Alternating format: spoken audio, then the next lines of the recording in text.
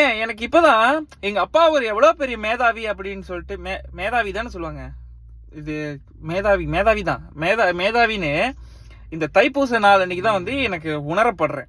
ஏன்னா சின்ன பையனா இருக்கும்போது எங்க அப்பா வந்து கடைக்கு ஜாமான் வாங்கணும் அப்படின்னு சொன்னாருன்னா நானும் எங்க அடிச்சுப்போம். நான் தான் போவேன், நான் போறேன்டா, நான் நேத்து நீ தானே போன அப்படின்ட்டு.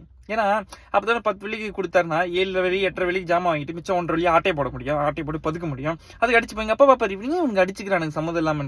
சரி எங்க அப்பா ஆனா தெரிஞ்சும் தெரியாத மாதிரி பேர் விட்டுருவாரு. நாங்களும் அப்படியே மாதிரி போயிட்டு ஒரு 1.5 வெள்ளி 2 வெள்ளி அப்படியே தேடி வச்சு ஒழிச்சுப்போம். ஆனா அப்ப கூட எங்க மரமட்டைக்கு ஏறல பாருங்க. எங்க அப்பாவுக்கு தெரியாமையா இருந்திருக்கும்.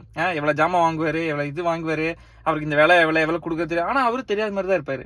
அப்படியே நாங்களும் சேர்த்து இப்போ ஒரு வருஷம் கழிச்சு எங்க அப்பாட்ட போயிட்டு பாப்பா பத்து கேஃப் போலாப்பா அப்படின்னாக்கா அது வரைக்கும் சும்மா இருந்த மனுஷன் அன்னைக்குதான் சொல்லுவாரு, சரி உங்க 2 பேத்துல யாரு அதிகமா காசு எடுத்து வைக்கிறீங்களோ நம்ம போலாம் அப்படின்ட்டுனே. ஆனா 2 பேத்துல ஆணு எங்க அண்ணா அடிச்சுப்போம். பாட்டுக்கு நான் போயிட்டு எங்கெல்லாம் சொறி இருக்கணும் அங்கெல்லாம் எடுத்துருவேன். நான் ஒரு 80 வெள்ளி நீட்டுவேன். அப்ப 80 எல்லாம் பெரிய காசு.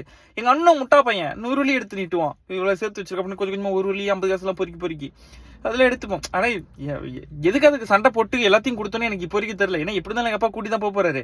ஆனா அப்ப அந்த மரமட்டிக்கு ஏறல, எதுக்கு சேர்த்து வைக்கிறேன்னு தெரியல. அப்புறம் என்னால அது இப்ப உணர முடியுது. என்னன்னா எங்க அப்பா வந்து இந்த இவனுங்க எப்படியும் கேட்பானுங்க இந்த மாதிரி 10 கேஃப்லாம், அதுக்கு தனியா சேவிங்ஸ் எல்லாம் பண்றது இல்ல. எங்களை திருட வச்சு அவர்கிட்ட இருந்து எங்களை திருட வச்சு அதை சேவிங்ஸா ஆக்க வச்சு அதை இவருக்கு எடுத்து எங்க காசுலயே எங்களுக்கு கூட்டி போயிட்டு அது போயிட்டு நல்லா ஃபன்ஃபேர் அது இதுன்னு சுத்திட்டு அதுலயும் அந்த காசுலயே மொட்டை போட்டு எண்ணெயெல்லாம் ஊத்தி டோல்லாம் கட்டி திரும்ப வீட்டுக்கு வந்துருவாரு. திரும்ப நாங்க ஒரு வருஷம் வந்து எங்க அப்பாட ஆட்டை போட்டு சேர்த்துப்போம். இப்படிதான் பல வருஷம் நடந்திருக்கு. அது இப்பதான் என்னால உணரவே முடியுது. பாத்துக்கோங்களேன். My father is very brilliant, மேதாவி. அவ்வளவுக்கும் கிரைண்டு